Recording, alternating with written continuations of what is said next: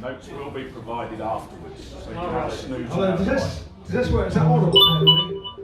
Can you hear that at the back okay? Cheers. Okay, that case we'll start.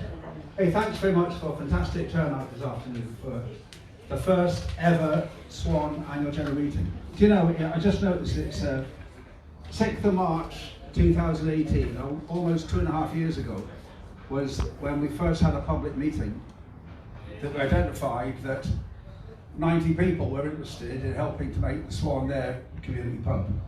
That's 28 months ago. And almost a year ago, 50 weeks I think, on about the 20th of July last year, we formally opened the Swan, didn't we? Do you remember we had the bar outside? And we started trading from that date.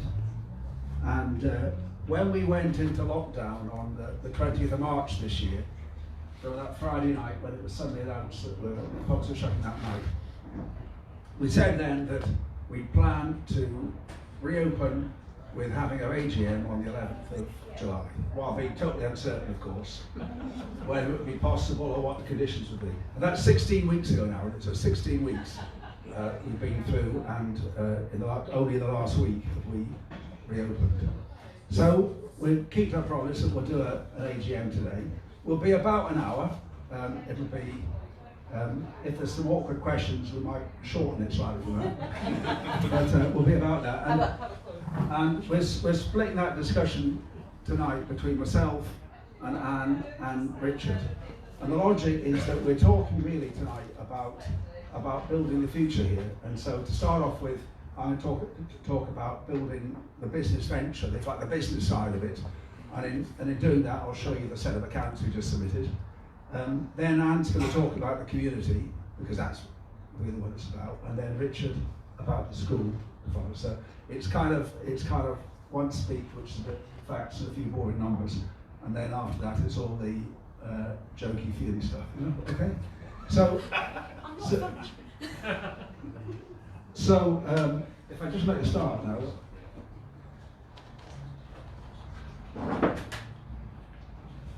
I'm going to talk about four real things first of all. The first thing is just to go over what our purpose and values are, which haven't changed, and I hope never will change. But it's just a recap on that. Then after that, I'm going to show you what a bit of our financials. We just recently submitted our first set of accounts for 15 months up till the end of last year, up to the end of last calendar year. So I'm going to show you that, what that looks like, and then show you what the 6 months still since then looks like. And you can guess whether that's profitable or not so profitable when we get there. And then after that, I'll just going to show you the shape of our organisation, how the different bits fit together, how we like them to fit together. And then a bit about plans, about the building phases we've been through, we plan to go through, and a bit more about the plan for activities here in the future. So the idea is it gets into more looking forward as we go. Okay. But first of all, our purpose and values. I don't think you can see that at the back, but it's probably a wee bit small. But the company structure, the community interest company, was set up in 2018, and we set it up specifically to purchase the freehold of this site and to refurbish the pub and to, the three things there that we'll talk about today, to build a social venture around the community and incorporating the school. So that really kind of sums up the scope. And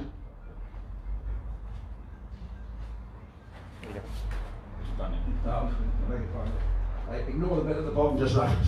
So you might remember, right when we started back in March 18, we set the objectives, and it was that same chart: develop the Swan as a community hub for Clewer, a pub with some cafe and food, a venue for events, education, accommodation, some small business interface on it, and all about social good.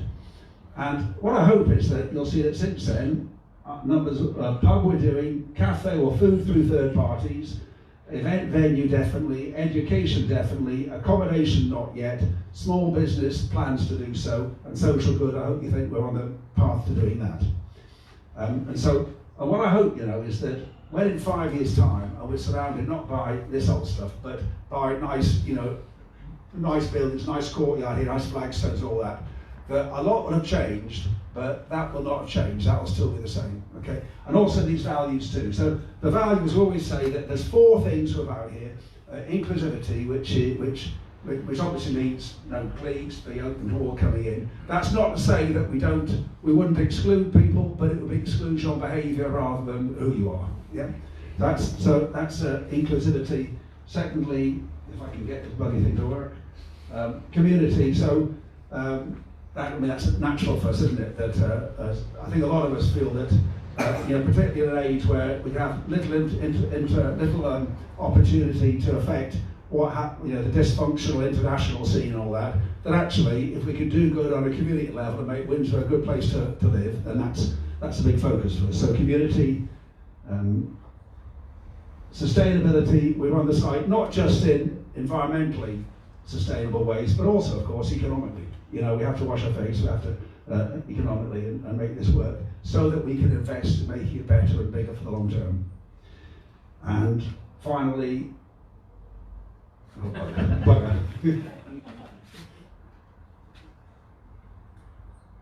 always one. 1 second.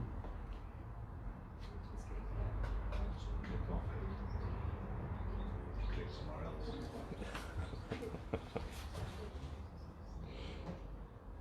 Okay, well that one, no. Back one. Here you go. Yeah. And finally, responsibility, and it's a truism of life, isn't it? That we're all responsible for our actions and the consequences, unintended or not, thereof.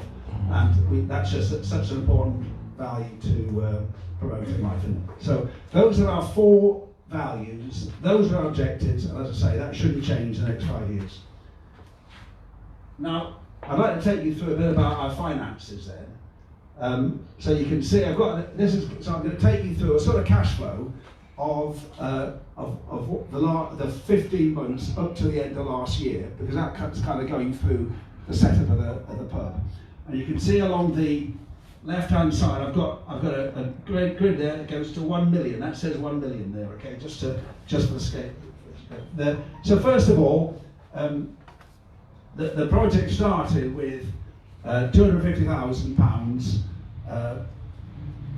invested by Green Room School, which are on behalf of that, and the brewery. So £250,000 was the first funding we had in the business, and then you remember we crowdfunded, and we received another £250,000, the same amount again from 138 different investors, and so that represents the share capital of Swan Clewer Community Trust Company, £500,000 share capital.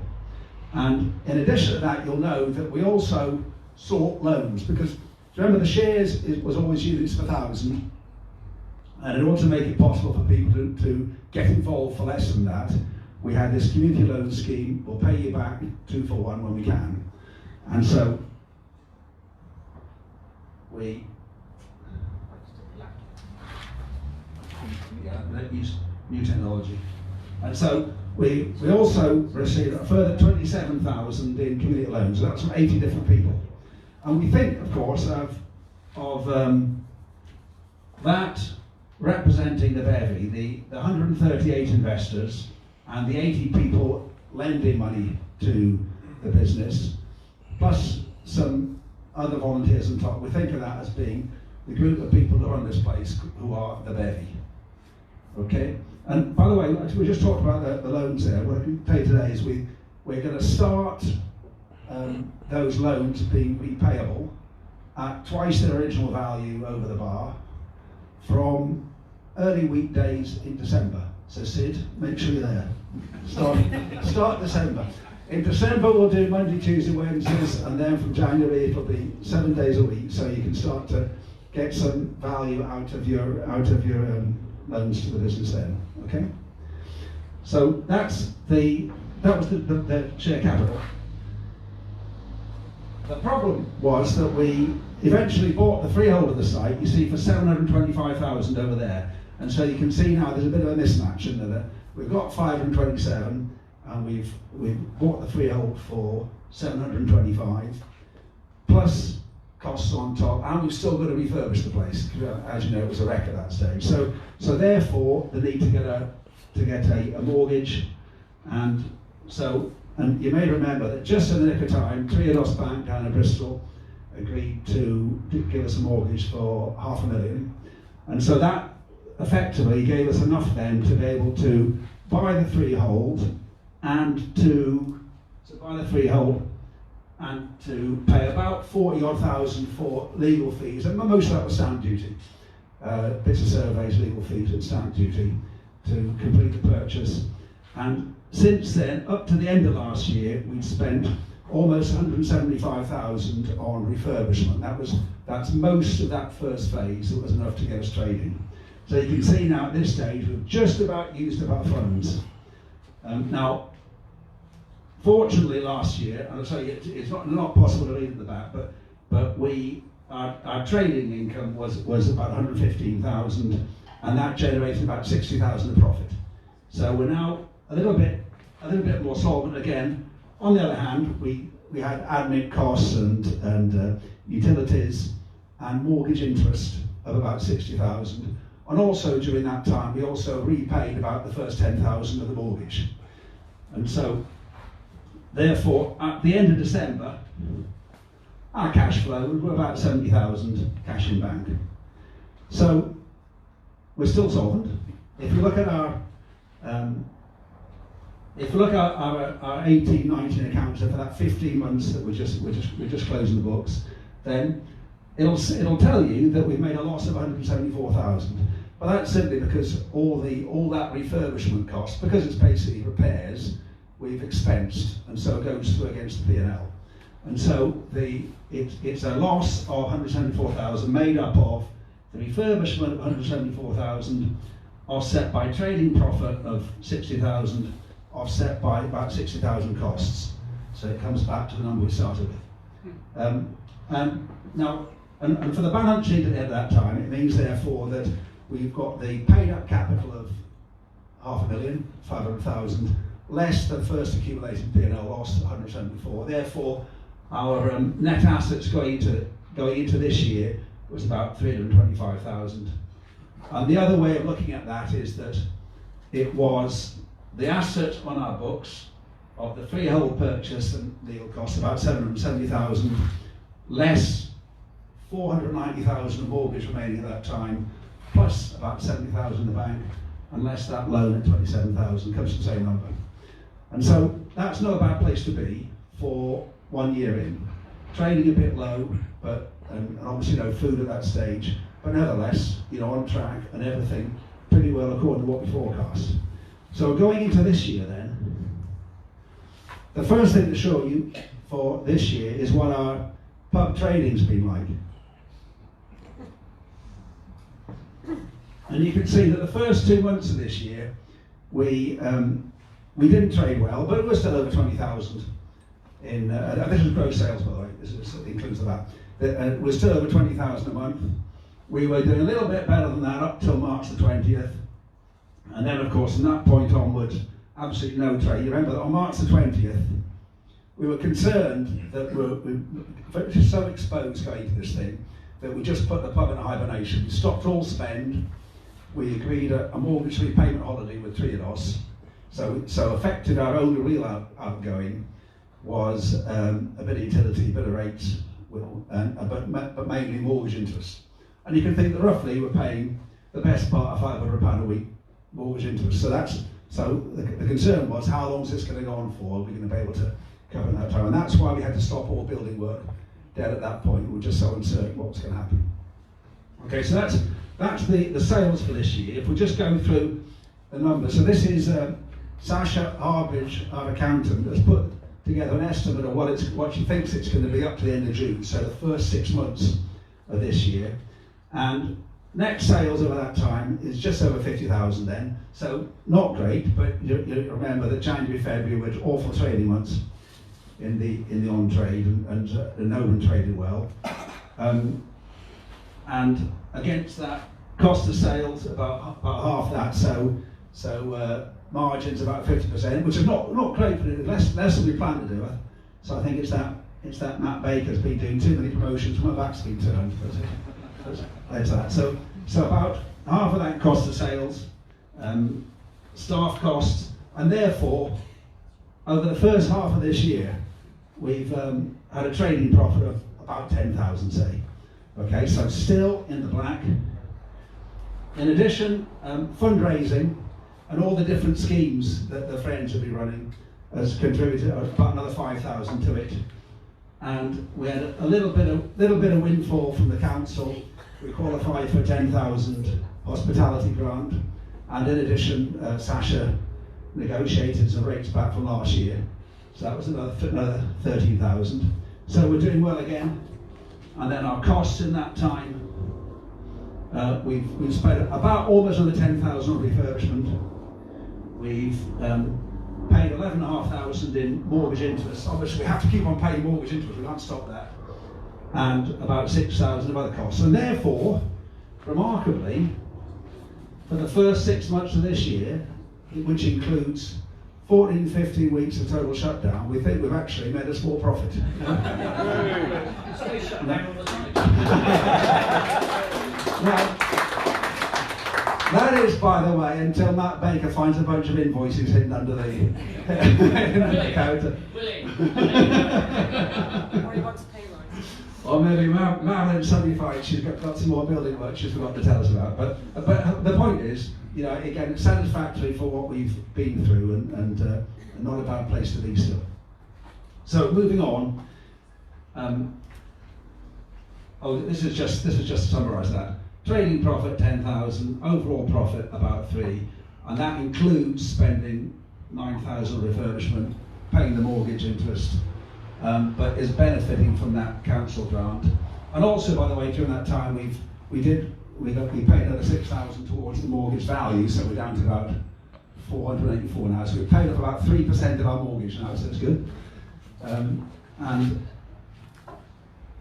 so going on, I'd just like to talk a bit about our organisation now, if I may. The first thing to say is that this business is run by the bevy, and the bevy is anyone who's got a share in it, or made a loan to it, or volunteered. It's everybody here, plus quite a few who aren't here. So the bevy is our community. Within that, there's one special group I'll mention is what we call the investors panel. So this thing would not have happened but for about 10 individuals who were prepared to put in 10,000 because they knew it was significant for us to get going. And that made a big difference to making that paid up share capital. And in return for that, we promised them some more meetings and the opportunity to influence the strategic direction of this. And I have to say, we've only done that. I'm aware of this, Gary. We've only had one meeting so far for that. With a bit of an apology, we have to arrange some more get-together for them to be able to influence the direction of the place, because they've been such an important group to make it happen. The second, and this is probably the most important of all groups really, is the Friends of the Swan are absolute gold to this place. So a bunch of people who Anne's going to talk to later, who are investors, who put a lot of time and ingenuity and cleverness and really good thinking into making it work, and they absolutely have made the community galvanised for this project. So we'll talk more about them, I know you will shortly. So the Friends of the Swan, we also have a building committee, and it simply is a small group who help to manage and coordinate the building projects. And so Lexi puts that together. She makes us come to meetings and tells us when they haven't done our actions. It includes Marilyn, who has been the project manager for the first phase of the project, and really put all of her soul into that first phase of the project, and is important with us. And also Graham Cunningham, who is a building professional, who has been also central to making the buildings work. So building committee, the Green Room staff, they don't fall organisation into this, but they are the most positive, liveliest people you can have as partners to work with. And I just make this such a fantastic project, is the involvement of all the team from the Green Room and all the work they do with the kids and running the school here. And then finally, underneath it, we have a small legal board, which is Richard Allen, myself, and Richard Douglas is company secretary, who holds us to our word and makes us keep our promises and all that, and makes us honest. And our job is really to support this whole lot, and to make sure that we manage decent governance of the whole thing. And we also, with the pub general manager, Matt, and therefore his staff report into me on the board, and so does Sasha Harbish, the finance manager, whose numbers we've just been looking at. And finally, I think the other thing is that there's a number of activity groups growing out of this. I always think the book club, but it's more than that. But I'd like to think in the future, this place will be the home to all sorts of different community groups and clubs and activity groups, and this will be, you know, a good community base for groups like that. So that's just a little overview of organisation. What I'd like to take you through now a bit is just a bit about the building plans. This is my little scribble on the site, you may see, done from memory, so it doesn't quite work, but it's what the site looks like. And the first part of the project is what is still not quite completed, but is materially complete.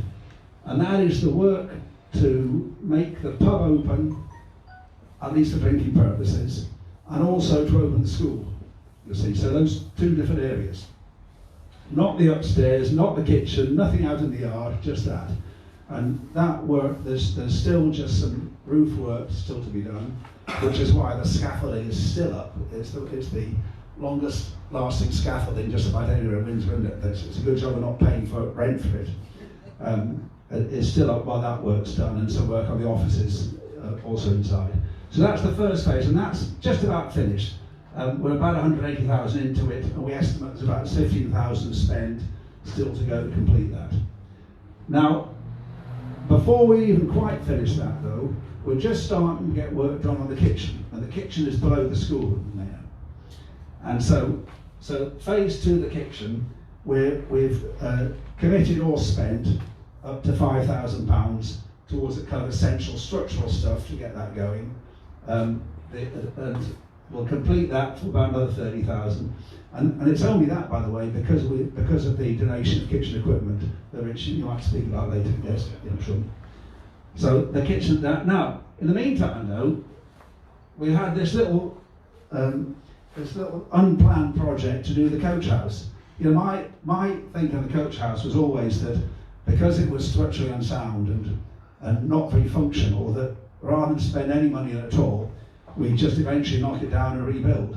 But that was overtaken really by the generosity of Brendan O'Reilly of JFlex, who offered, and you know, I know you can speak more about this, to refurbish it for us. And so instead now we're going to have a structurally sound building with a raised roof on the first floor, which is going to make it a fantastic building for us. So that's like quite off what we planned to do, but just a fantastic windfall thing for us here to have happened, and we owe a big debt for doing that. So that's why that's a building site around us as we speak today. So coach house, and then eventually we will get around to doing the rooms upstairs, which is the bed and breakfast rooms, 4 ensuite rooms we think we'll do on the first floor, and 2 or 3 rooms depending on how we utilise it on the second floor. And that's not even costed yet because, you know, funding-wise we're so far off doing it. Now that's, if like all that's planned, but you can see there's still lots of opportunity around the rest of the site. And so one of the building committee's big responsibilities coming up is to develop a kind of final master plan for the site that will tell us what's going to go where long term, so that we can approach that in a sensible order. And although nothing's agreed on this yet, I propose that different elements of it will be, first of all, to get rid of this horrible surface in the courtyard to make it something much more attractive to run events on. That'll be one element of it. Another, I suspect, will be that in order to increase our pub space, because we're so confined inside, even before going into social distancing we were confined inside, now even more so, that at some point we'll find a way of extending the pub space. And a good way of doing that might be to build some kind of conservatory or veranda there on the side, coming out into the yard. A third element will be refurbishing these sheds behind you at some point, which have been look so much better for the volunteer painting, don't they? For the doors and the walls painting, they look so much better, but it's still full of crap inside, isn't it? What you can't see. And so at some point we'll refurbish those with a view to them being high quality use for us for bits of business. And finally, I can envision at some point there'll be something different from what we've got here, and that will be some years out, and so I don't know what it's going to be, but we've got time to start planning that as well. And so I can foresee that being, come back in 5 or 10 years, same objectives, same values, but it'll be a gleaming new site with some of those things in it, okay? And then so finally, just to kind of close, I've talked a bit about the future in terms of the site, but what about the activities here? And I think that, we're going to make this Windsor's community hub based around these core values: community sustainability, inclusivity and responsibility. And different elements of that I can foresee being a great place for events, private events, public events, events we run ourselves, all sorts of things, commercial events. It will have business activities. You may know I've got this longing to run a bakery. I want to run a bakery. Now whether it's that or something else or a bit of shop, who knows? But we will end up with bits of business activity out of these buildings or new buildings or wherever. Yeah. So we'll have some business activities there. Another personal thing I'm passionate to is to start a cycling project out of here. And what I propose is that now that we can start to do things again, that we get together this summer. Susie, you're key in that. And John, we'll have a meeting very shortly on that if we can, to start a project which is first of all about making a good cycle offer for out of the pub. So a cycle friendly offer. Things about it being attractive for people to come and bring their mates with bikes. But then also to involve the school in bike maintenance, in refurbishing bikes, in renting out bikes, maybe cycle guiding, all that kind of stuff, and just making this a big hub for cycling. Of course, it couldn't be a better place for that in Windsor. So cycling is a project, and finally, I'd like this to be the home for all sorts of community groups, whether that's local football clubs or other sports clubs, or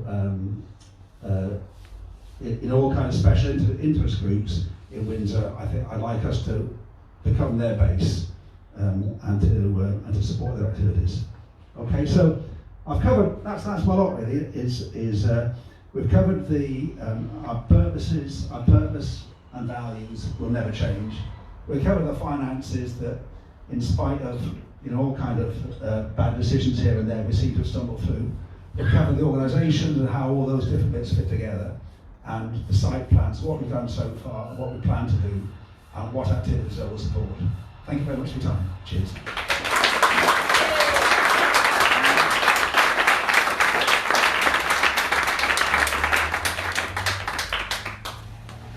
We have to do this.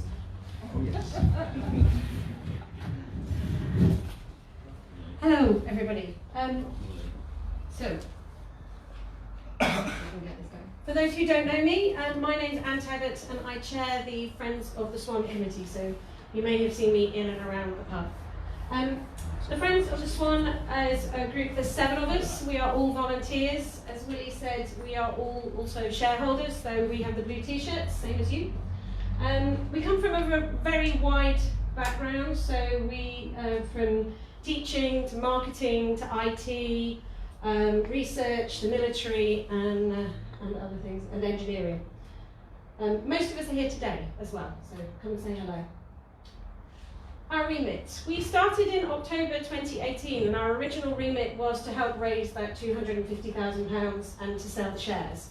But obviously, as the project has developed and moved on, our remit has moved on, and it broadly encompasses the 5 points that you can see here. So we'll just talk a little bit for a few minutes about each of those. Communication is obviously key to everything that we do here, and we do that broadly through 4 main channels. We've developed recently, you may have heard, a very good relationship with BBC Berkshire, in particular the Phil Kennedy Show. So I think in the last year we've had something like 15 live broadcasts, including last week when Paul, if he's here, was our first customer through the door live on air. It was very coincidental. I'm so glad he turned up at that point. We've actually reached a point with them where they come to us and ask us what's going on. We don't have to tell them. So every time they have a spare 5 minutes, I have to rearrange my work meetings and dial into BBC Berkshire. We also have quite a good relationship with the Windsor Express from a press perspective. We've had 12 articles since we started working with them and several front pages, so getting our message out there to the wider community.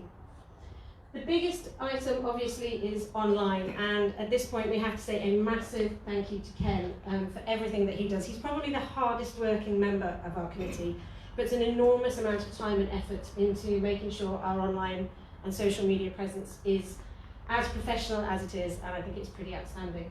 He does that on a shoestring budget, believe it, of £8.30 a month. So he's not really costing us a lot. We have had somewhere in the region of 6,300 hits in the last 6 months on our website, not to blind you with too many numbers. And around about 60% of you access everything through the phones, through mobiles. So we do take a lot of time to look at how people are accessing information that we're putting out there to make sure that we're reaching you in the best way that we can.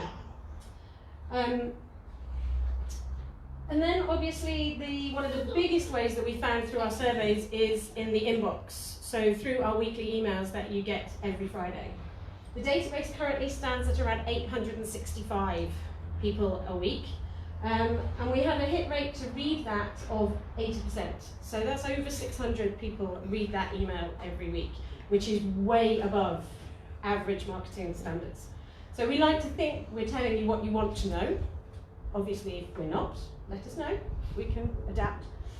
But yes, so we also obviously have a big social media presence across all of the major channels.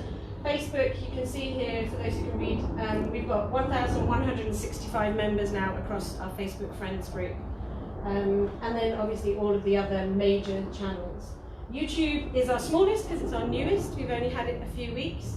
So if you do like uploading videos of your nights out in the Swan, appropriate ones of course, we would ask you, please go along, subscribe and check out YouTube.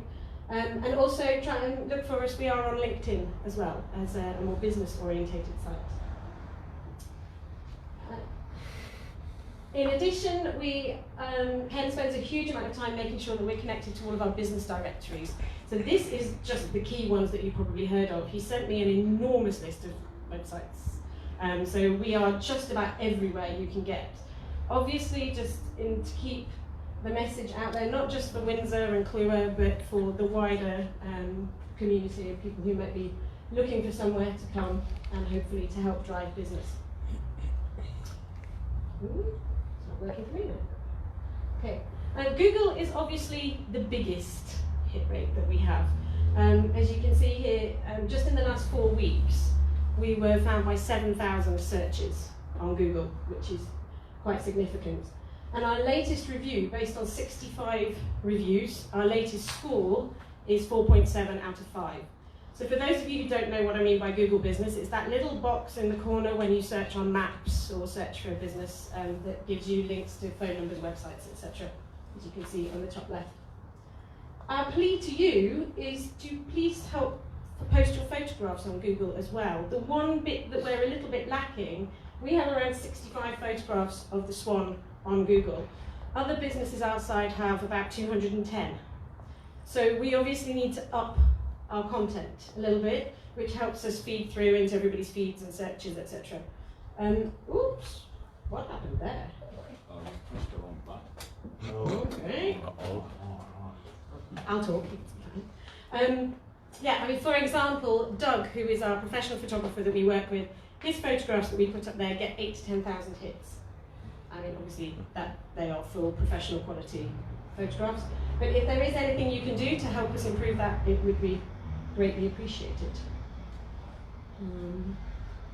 Nearly to there, remind me what's coming next.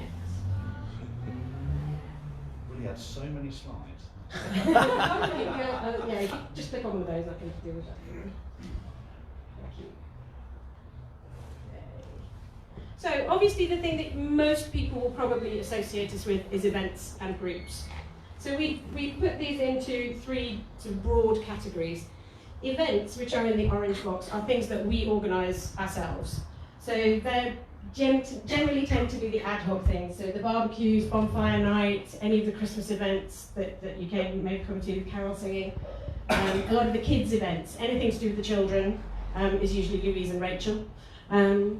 So there's lots of all the things on the left there, and we also have to say a big thank you to Tony and Ian, our little barbecue masters, who we hope will be back shortly with the summer months.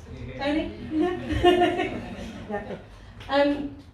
Also the special events, so our opening day and the Sneaky Bee barbecues that you may have been to in the past. VE Day and our first anniversary are unfortunately in grey. We had amazing plans, but obviously all put on hold.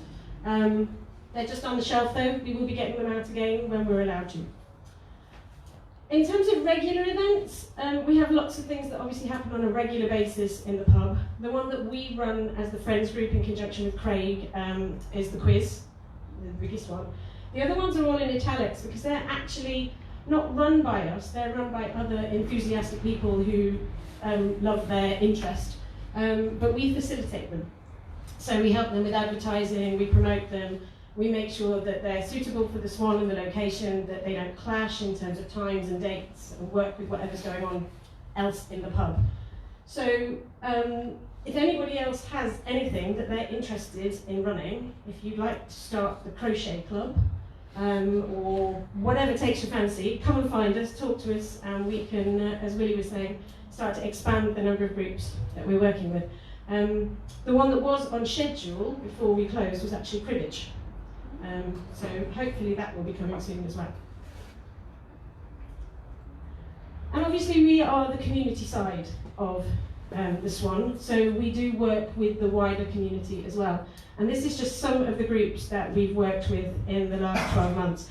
I have to admit I did forget to put on here the Windsor Artists Collective and Swan Radio as well, which is based in Braesbury. So we've staged events with Plastic Free Windsor, we've been location for Datchet, Board and Morris, we've worked with Swan Lifeline, and obviously done a couple of events with St Andrew's Church down the road. And then most recently, obviously, our shiny new defibrillator, which is on the front of the building now, with the Windsor Community Defib Project. And hopefully, obviously, over the next year, this group will continue to grow. In terms of charity, you may remember back in December time, we asked for nominations for a local charity of the year. Our intention is to try and focus on one national and one local charity each year. We had nominations for the Baby Bank and also the Windsor and Ascot carriage riding group. It was a close fought thing, but Family Friends actually won through. So they are a group, local group that works with families and children in kind of crisis situations. So they have worked with us quite a lot actually during lockdown, as you'll see in a little while. The Multiple Sclerosis Society, which was chosen as our national group because they are a society quite close to some of our regulars. Unfortunately, the big event that we were planning for them also got affected by lockdown and social distancing, but we will come back to that as soon as we can. We also agreed that we would work with one or two key national charities for specific events, so things like Macmillan Coffee Morning, Children in Need, one-off odd events. And in the last year, we're very pleased to say that the charities have benefited to the tune of £600. But of course, our other function is fundraising for the Swan. So we do this alongside all the charity work in a few main ways. One of them is grants, so we do keep our eye on lots of the different routes that we can apply for grants. Some of those obviously through the more common things like Princess Trust and things that you might have heard of, but actually we've been most successful in applying to some of the more local charities. So Richard and I presented in Dragon's Den style to the Lions just before Christmas, which won us a £1,000 grant towards the kitchen. Ian, our own Ian Birch, cameraman for the day, was nominated as a Quidco hero and then donated his prize winnings to the Swan at £500. And then some of you may have participated in the Budweiser Save Pub scheme, which got us another £1,000 recently. We've also had sponsored events, so Alex Lovelace, who did the Thames Valley, the Thames Path event towards the end of last summer, got us £940 in sponsorship. And then we also do things like merchandise, so Louise and Rachel are out there today, so the t-shirts, the fleece, the beanies, if anybody wants to get one today, go and see the ladies. They're around about £1,000. We take in donations, so some of those completely unsolicited, otherwise the change box on the bar as well. That's around just over £1,100, and then obviously the events. So all keeps us busy over the year. And now I'd just like to take a moment to pay tribute to 4 Bevy members who we have unfortunately lost this year. Stephen Martin was one of our investors. He was a big volunteer in the early days with the Swan. He worked for Network Rail, was hugely proud of his involvement with the Swan, and all of his colleagues knew it. So if anybody's seen the mural that's near the Alma Road car park, the swans are a tribute to Stephen from his colleagues and his connection to the Swan. So, Stephen. I'm sure lots of people know Eileen Quick, or know of Eileen Quick, who's previously Mayor of Windsor and Councillor for Clewer, who passed away in March. Martin Akery, I'm afraid I didn't have a photograph of, but was a long-term resident of Clewer and keen sportsman, outdoorsman, gardener, and supporter of the Swan. And then our own Adrian Troinaki, who was one of the founder members of the Weekday Warriors, did a huge amount of work for the Swan and volunteering, and was the instigator of the Swan's Friday night caption competition on Facebook, if any of you ever saw that, which was many hours of humour. And so, the Swan in lockdown. Well, unfortunately the lights in the pub had to turn off, but we definitely didn't go quiet. We have continued our meetings. The group had to learn to use a variety of technical systems to have virtual meetings instead of meeting in the pub with a beer. So we've kept ourselves busy. We have to say a huge thank you.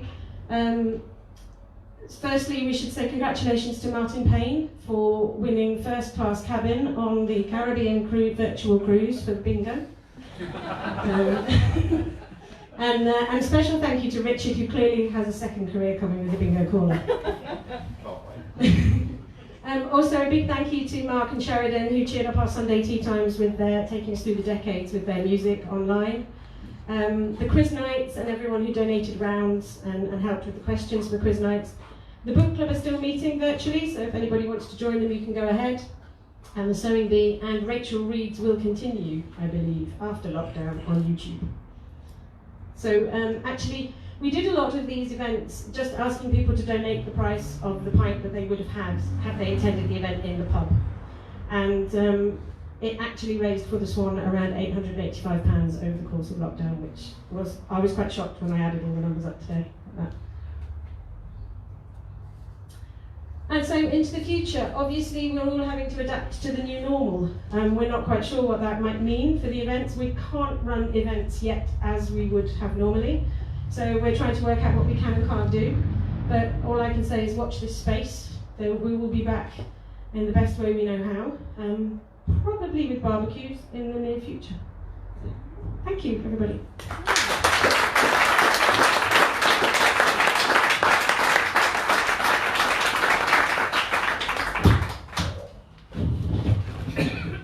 Thanks, Anne. Cheers. And the walks it as well.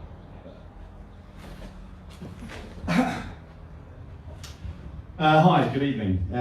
So yes, I'm Richard Allen. I'm one of the directors of the pub with Willie, and also the head of the Green Room School, which is part of the Green Room Foundation, which is the charity that runs them. I'm just going to take this opportunity, because it's a fairly unusual thing, to talk through some of the finer details of education within a pub structure. I've looked for anybody else doing this, and I just can't find. Building a school in a pub is not a common thing, and we're about a year down the line. So I'm just going to sort of take you through what that year has been like, and then hopefully what the years to come will have in store. So the Green Room has been involved right from the very beginning, because I'm the head and I've been involved from the very beginning, and the children have been coming over and we've been putting them to work in the restoration, which has been great, and they've really thoroughly enjoyed working alongside some other volunteers and professionals and that sort of thing, so just building a work ethic and that kind of thing. And mainly that was within the schoolhouse, which you see upstairs. And I'm sure there's a few people I recognise from scraping the mould off that roof. It's now a really lovely space, and it is the space for the school. It's called the schoolhouse, but also it's got a lot of other uses, and we've used it over the course of the last year for parties, meetings, community groups. The camera have come over and had their meetings in there and that sort of thing. So it's proving to be a really good community space. So yeah, that's the schoolhouse. If you haven't been up there, that's what it looks like. But you're obviously more than welcome to go and have a little look. And actually, it didn't cost very much to get that off the ground, because essentially it's entirely still original to what it was. We just sort of stripped it back and revealed some of its form and glory. So we started the school in September, and it was great. I was really worried actually that on the first day that the pupils would be like, what? What do you mean we're going to the pub? But actually they've really sort of taken to that. I mean, it's a sixth form space, so it's post 16. Our lower school, which is based on Albert Street, is a very small school, and it's very therapeutic and protective in its nature. And actually, for our young people, they need to come out of that protective environment. And so the Swan is sort of forming that. It's a public space, but they have their own private space upstairs throughout the day. And they really took to it. And thought it was very cool. So why the Swan? I mean, a lot of what I've just said is that we are trying to put a new level of challenge in with our post-16 kids. And actually, for most of our children, they would find that very difficult in other environments. So GR6, which is the Green Room sixth form, is a much needed alternative for pupils who are either not ready or not equipped to thrive in a college or school sixth form environment. All of them have had very difficult educational careers, and the idea of this programme is sort of broadly in line. This is a Department for Education initiative called Preparing for Adulthood, and they want our young people to be ready for employment, friends, relationships and community, independent living and good health. So they're some of the things that underpin the programme that we do here. So things that we've done over the last year, so hopefully you came along to our Windsor Fair.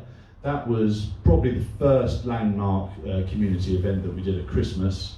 And it was a phenomenal success. I think by that point, and it was entirely run by our sixth form pupils. They put together the marketing, they put together the stalls, the layouts and the operations. We obviously helped, but it was their initiative. And once that was so successful, it really sort of gave them a boost to other things that they could be doing here at the pub. It was also the biggest day of taking in the pub's history at that point. I think just beating the first day open. So there's a win-win situation there. If the school are creating these kind of events and everybody supports that, then the pub will also benefit from this scenario. It's been really good one for employment opportunities, and we obviously as a school use work experience in many locations we have over the years. For some of our pupils, that doesn't often end up in success. Having somewhere where pupils can get valid work, good work encounters and work experience that's still within our jurisdiction, if you like, the chances of success are a lot higher. So we've got Harry and Paul there and Connor. These are three pupils who have been working behind the bar. These pupils are over 18, so they're allowed to serve alcohol, and learning how to make coffees and waiter service and all that sort of thing. So that's something that's started to work, and that's also in the long term, something that we'd like to build upon. So once we have a kitchen, they'll be doing work experience in the kitchen, and then sort of within the food and the catering and all the elements of that. And then once we have a bed and breakfast as well, then there's hospitality and all those kind of things. And also the small businesses that we're looking to put in here. So then you'll have pupils who are benefiting from learning how to fix up bikes, or baking, or hairdressing, or arts and crafts, and all these sorts of things that we've toyed with in small doses this year, but I think will be a much bigger part next year. And the other thing is just sort of linking school with community, and I think that's really important for all schools up and down the country to be a centre point for their own community. And so when children leave the school, they're feeling plugged into their own locality, and that's on so many levels. It's good for them for careers and that sort of thing, to have things that they know about as they're moving on from school, but also just to be appreciative of the other generations within the community, and just having a school is the only institution outside of a prison that you're forced to go into, and it should be something that that it should be a place that you want to go and then want to spread out into the community past that. So the sort of things that we're doing, we started a project called the Swan Elders, which doesn't mean you have to be old or a Mormon. I think it's just a sort of like, it's this kind of, like the village kind of community, if you like. So there's so many people that come up to me and my staff and other people around who say, oh, well, I do this for a living. I wonder, would that help? And the answer is almost always, invariably, yes. And some people over the last year have given just a bit of their time to come in and talk to our pupils about various things. And there's things that our pupils are passionate about, and then you find somebody who is passionate about that as well in the community. You put those two people together and brilliant things happen. That's gone on the back burner a little bit now, but it's something we'll certainly be putting out there and asking for anybody to come along and help in any way that they possibly can from September. This is one example of that, and this was brilliant. It was a careers coffee morning where the pub was entirely filled with local people who have various different trades, from Michael the barman to air stewardesses to architects, and our pupils went on a sort of a dating carousel with all of these people over a coffee in the morning, and that sort of epitomises the way that our young people can link with the community, and it was a really successful morning. And also just this sort of real life enterprise as well. There's lots of schools that do enterprise projects and that kind of thing. You know, it's design this, make this, sell this, that kind of stuff. This is one example of that. There was the Green Canteen, which was, we haven't got a kitchen here at the pub yet, but we do have a kitchen at the school. So our kids were making food in the school kitchen. Then some of them were sticking them in rucksacks and cycling them over to here. And then they were being delivered to your table, and then we have people sort of front of house, pupils on front of house as well. So it was like a school dinner. And yes, if you'd come along, you'd have known that your placemats were full of school homework questions and all that sort of stuff as well. Quite tricky. If you've ever done a Key Stage 2 maths SATs paper, have a go, really hard. Some of those questions were taken from there. So that's one example of an enterprise. And then the pupils then look at our costs for the food, and then the profits and like the overheads and all that sort of thing, and they can look at how they can start their own sort of small businesses, because actually most of our pupils will probably work for themselves, or should work for themselves, because they have incredible ideas about things and find it difficult to work in large organisations. So I think a lot of our successful pupils will go on into their own business ventures. So this is a good sort of nursery ground for that kind of activity. So looking forward to next year, reaching new heights. We have more pupils. I think one of the things this year was we started very gently. We only had 5 full-time pupils in GR6, and then we had a few pupils in what we call the Wings project, who were just doing work at the over 18s. The idea of the Wings project is that they're under the wing of the Swan, but we're giving them wings to fly. Like that. And we'll go on and hopefully spend time with us and get a good employer's reference and all that sort of thing. So we had about 8 pupils in total. Next year will have up to 14, and that's going to be the maximum. That's it. Don't worry, this place won't be overrun with 250 kids every day. 14 is the maximum number that we'll take, and that's based on the amount of support that we need to give them. And our ratio of staff to pupils is 7 to 2. So there'll be, we'll generally split that 14 into 2 smaller classes and have a teacher and a nurse, say, with those groups. We'll have more space. This, like Willie said, this was just an absolute godsend. We were looking at the fact that we had 14 kids, and you can sit 14 kids around the board table in the schoolhouse, but all right, that's going to get a bit claustrophobic. What can we do with the upstairs of this coach house? So we went and started to have a little look to see if we could do anything with very little money, and we stripped off all the mouldy plaster that was up there. We'd thrown a tarpaulin over it just before Christmas because there were so many holes in the roof. And Brendan O'Reilly, who runs J-Flex and who lives just across the road, had helped us just before the winter fair because all the stables were leaking, and he'd helped us with the roof tiles on that for nothing, which was wonderful. So Lexi called him and says, "Oh, Brendan, could you come and have a look at our roof, the coach house, and just see if there's any sort of quick ways that we can make this watertight?" And he came over and was like, "No, there isn't any quick ways to do this. There is a way to do it, and it's what you're seeing in front of you." And it was at the time we were just going into lockdown, and he, out of a huge generous act, offered to do the job. And his staff, who have been absolutely astonishing, have made this project move very, very quickly. And I think when I asked him when it's going to be ready, he's like, "When do your term start?" And I'm like, "September 3rd. He's like, "September 2nd. So, which is just standard sort of builder response. But I actually think this will be ready sooner than that. And it's going to be a really wonderful space up there. And also, downstairs is going to be a space that you can actually stand in without the fear of the whole building falling on top of you. It'll be a really nice space downstairs, and there's steel beams that have gone in up the back here, and across above the door, and in the ceiling as well. So there's been some structural stuff in there. Upstairs is going to be, and you'll sort of see, this is just a rough architect's design, but it's going to be a technical suite. So there will be a bank of 7 computers in there, and then also like a draftsman's drawing board, and we may put a 3D printer in there and that sort of thing. So for the pupils, they're actually, a lot of them are quite technically minded, and I was speaking to one of our locals here who does data analysis, and he'd love to come in and help our pupils with that sort of thing, with coding and all those kind of things, video game design, and various sort of things like that. It will be a really useful space for the pupils to get a window out onto the outside world. It will also then be able to be used by the community.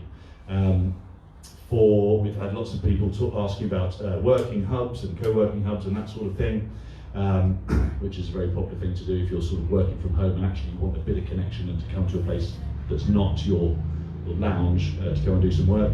And also just some workshops for the community. I think there's things like some of our pupils could do this, and we'll be doing this sort of thing on a Thursday from September, like video games for parents. So if you've got teenagers that drive you insane with the amount of time that they're spending on video games, that's causing conflict at home, come and speak to some of our kids, and they might show you why that is, things that you can do to broach that problem and that kind of stuff. Or Google lessons for the over 60s, I don't know, stuff. There'll be stuff that we will be able to do as a school that will link with the community as well. I should say as well, the technology that's going to go into that space has also been, has come from another very generous donation from Take-Two Games, which is a video game company that is based in Windsor, or I think is moving, but was, who have actually done very well out of lockdown because lots of people have played video games, and so had some money and wanted to put it towards, though we had a bit of a relationship with them, they thought that actually they could help us out. So a lot of the technology is being paid for by them, but I'll make that clearer when on opening we've got that technology. We will have more options as well. I mentioned the kitchen. So the kitchen Ideally, it would have been open now, I think, if none of this had happened, and we were hoping that it could have been open for the summer, and this place would be awash with the wonderful aromas of freshly cooked food from our kitchen. It's not going to happen, but I do think you may be able to have your Christmas dinner here. It went into shutdown over lockdown, but actually during that time, obviously a lot of hospitality places have closed, which is very sad for them, but quite beneficial for us because we've managed to get a kitchen out of it. We've got a relationship with McFarlane Telfer, and they're a company in Maidenhead who do actually maintenance for kitchens. They fit commercial kitchens and then they just maintain them. Chris Craggs, who's the CEO of that, found a kitchen that was perfect. He helped us create this design for the kitchen, which you see in front of us. And we looked at what we needed, and he said, right, well, I'll just keep my eyes out. And he has done, and a lot of the stuff, I mean, is here. There's the sort of steel decks out here would all go into our kitchen when it's ready. And the, what are they called, Will, in the trading estate that has our kitchen? Harry and Emma at Windsor Auctions. Windsor Auctions, yeah. Harry and Emma over there have agreed to store some of our larger and more expensive items in their site as well, and they're doing that for nothing. So we have a kitchen that's close, that we have the equipment, we just need to get the space ready, and that's quite tricky because there's quite a lot of damp at the back of the building. We need to do a lot of work just to do that, and there's some structural work that needs to happen in there as well. We've opened up 5,000 for the critical path for that to happen, and so that work will slowly start again. And like I say, I really hope that we could have a kitchen by December. And then of course our kids will be able to have gain catering skills, but also just life skills, and have a kitchen they can work out of here. And I think we'll probably have school lunches as well. We've got more focus as well. Like we've learned from how this has worked over this year, and so we've created our own programme for next year. We're moving away actually from quite a lot of the formal qualifications that are out there. A lot of the qualifications that our young people do, you could argue, aren't necessarily fit for purpose, or they don't quite meet our pupils' needs. We will carry on to do GCSE resits and that kind of thing that we do, but we've stopped doing our A-levels, and also we had a programme called the Master's Edge, which was very similar to this, which our pupils have been doing here, which focuses on various qualities, but actually in order to get the qualification on that, you have to do quite a lot of evaluation and hitting learning objectives, and it sort of takes away from the experience. Coming to the Swan for your education should be an incredible experience. And by the end of the year, you can go on and go to college or go to an employer and say, well, and they ask you a question about things that you've done, and our pupils will have some incredible things that they would have done here, and we keep a monitor of that on a digital online portfolio. So there's a QR code where all the evidence and everything that they've done over the year, they can show to potential employers and that kind of thing. So it's very experience-led, it's very project-based led, and it focuses on resilience, organisation, communication, community, initiative and teamwork. And so those qualities underpin all the activities that the pupils do, and we sort of note that and give citations on those qualities. We'll have more presence, I think, from September. There'll be more pupils here, and this is in place, but it's not really sort of out and about everywhere. I'm wearing a green t-shirt here today because this is what the green room pupils wear, and the green room staff. The blue ones are the punters. So you can buy a blue t-shirt, and it'd be lovely to see you all in a blue t-shirt. They're available here today for £15. And the grey ones are for the staff. So going forward, and generally the community has welcomed our pupils who are working here with such amazing patience and generosity. It's been wonderful. But I just think for people coming into the pub, and I might put something up around the place so that's a little bit clearer, that pupils in green t-shirts are trainees, and the staff who are working alongside them are also wearing green t-shirts. You'll see a few more green t-shirts, I think, next year. And one day in particularly, on a Thursday between 10 and 3, we'll be doing a lot more sort of, we'll kind of take over the courtyard, and we'll have all the stables open and running various different, I've got one of our pupils who's doing a project on repairing. She's a wonderful seamstress, so if you've got some old clothes that you need doing up, you should be able to bring them along here. Also the bike shop and all that sort of stuff. So I think Thursdays will be a concentrated point where the pupils will be doing those sorts of projects.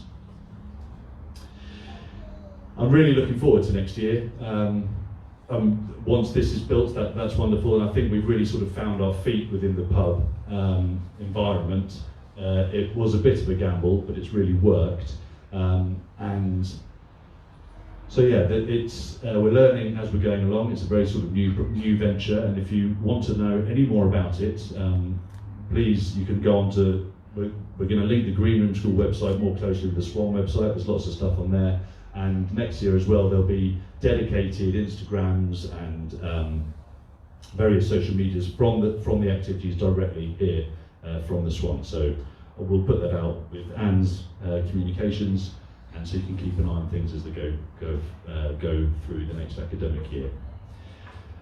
I'm going to leave it at that for now. I could go on forever, but there's some people in some pretty bright sunshine out there, and I imagine you're getting quite thirsty.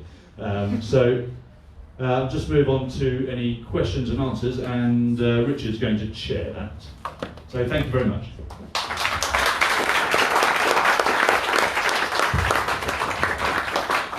Thank you. If you didn't know, I'm Richard Douglas, and my main responsibility is to try and keep these other two on time. Clearly failed miserably. The bar is now open, but there is also the opportunity, if you wish to have a Q&A session. We had one set of questions submitted in advance of the meeting, and they have all been covered within it, I believe. The only question we've had whilst we've been online is requesting to know whether we have already included within those figures anything we might get back on the furlough scheme. Yeah, all the numbers you saw for the trading recently includes the benefit of furlough. We had a number of, we gained from the government a number of ways just now. I mentioned to you that we have a £10,000 hospitality grant. We're also paying no business rates now and won't through till next March. And in addition, from the day that we closed, we furloughed all the staff and didn't bring them back until the day before we opened, just about. And what that means is that we've paid them as normal, as at 80% of rate, and then we've claimed that back from the government. And we've currently we've claimed back the May numbers. We're still waiting for the June numbers to come through, so that wasn't reflected. There's a small benefit still to come, but the principle is it's included. Yeah. Thank you. Somebody, I believe, put their hand up with a question. Over here. No? I'll ask one if you like. Well, You don't. Not compulsory. what are the plans, if any, for the ground floor of the stable building? I think that's open to debate, but it will be an event space. It will be almost a blank canvas that we can do anything with. And obviously, when we get the kitchen up and running, we will need some space for people to actually sit and eat. So there's the option there, but it's available to the community for the pub. If it's cold and wet, it'll be a nice cosy room to sit in rather than being forced to sit out here wearing one of the fleeces that you've just bought from the I think that the principle is that, like all the space here, because we've got inadequate space, we have to use it all flexibly. So that's why the school room, as Richard explained, is used for meetings in the evening. The coach house I can foresee being games room, being pub overflow, used by the schools in the day, and you know, bike mechanics, whatever. You know. Louise. Yeah, when the kitchen's opened, is it actually going to be run as a commercial kitchen to serve a pub with an employed chef? Or, I mean, this is talking about green room school pupils learning in there as well. How's that going to work? The kitchen, when it's open, will report in through the pub manager and be part of the pub. That's not to say there won't be significant green room school involvement in it, and there'll be work experience opportunities in it. But it's got to be run as part of the business. What we say with all the activities that we're doing beyond the pub here is it's got to fill three purposes. It's got to bring people to the site, and having a food offer does that. It's got to contribute to the revenue of it, and the place, and we'll do that. And also, it's got to provide work experience for Green Room, and we'll do that. But to be clear, Louise, it will report into the pub manager. So it's basically a commercial kitchen with any opportunities for the Green Room School then? It will be part of the pub. Yes. Brian Rayner. Two questions. I didn't know about people who have invested £10,000. And simple question, how many people have invested 10,000? The second question is, we done a survey 6-8 weeks ago. I said people could call me back if they wanted to question my answers. Is there any results from that, or anything that you could be feeding back to us now, please? So on the first question, off the top of my head, it was either 9 or 10 people each invested 10,000, and they are the investor panel, as we spoke with Willie, Richard, and myself as that panel that will meet more often. It has only met once so far. What was the second? Sorry. Survey. Survey. The survey, yes. The survey has been looked at extensively, but because the friends are the ones reviewing it, and we've only been able to meet once a week at the moment, with getting ready to open up and everything else, it's about to happen. And Peter Clifford, standing, waving at you over there, is the man who has been analysing it. All the respondents have been looked at very carefully. He's done all sorts of very clever charts that he's tried to explain to the rest of us, but there will be feedback coming from that very shortly. Thank you. I was just going to ask about, we've been doing virtual quiz and bingo nights, which you obviously raised a bit of money out of.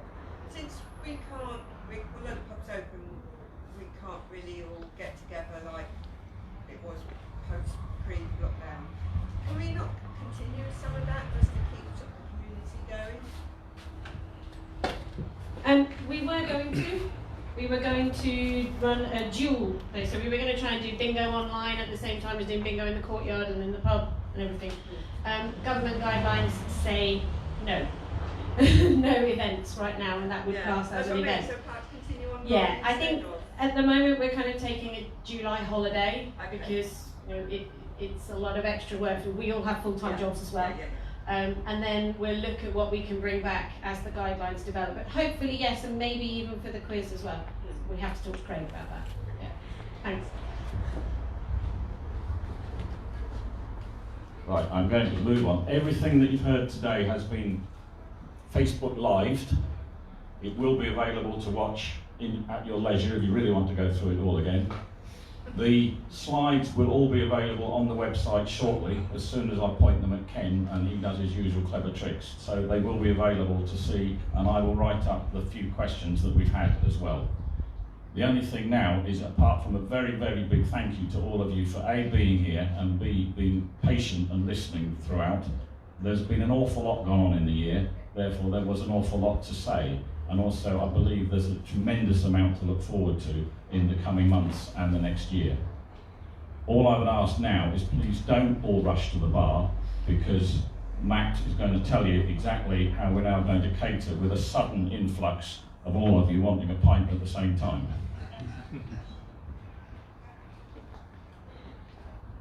Hello. Firstly, for me to say thank you as well for coming, and for the last year, it's been amazing, and thank you for coming back. It's been tough for us, obviously, being closed, very unusual. 17 years I've done this job and never had 3 months off like I have. Been great being at home with the kids and the wife, but good to get back. So what I'd like to do is, those of you that wish to use your Budweiser vouchers, we're going to come around and do table service. Those of you that are at a table, we'll take the table number. Those of you that are just on benches or chairs, just bear with us, we will get round you. There's 5 of us on, so we should be pretty quick. If you want to use your vouchers, that's absolutely fine, please go ahead. We'll just redeem those, obviously, for the amount that you've got. If you've got £10 and you want to use it all, or if you've got £50 and want to use some, that's not a problem. Those of you that are paying by card, we'll just run around with the card machines, but do bear with us. We'll get round to you as quickly as we can, okay? Right, who's first? Thanks, guys. Thank you. Do you want to thank everybody for watching? watching. That's the end of the presentations for today, and yeah, thank you again. Take care.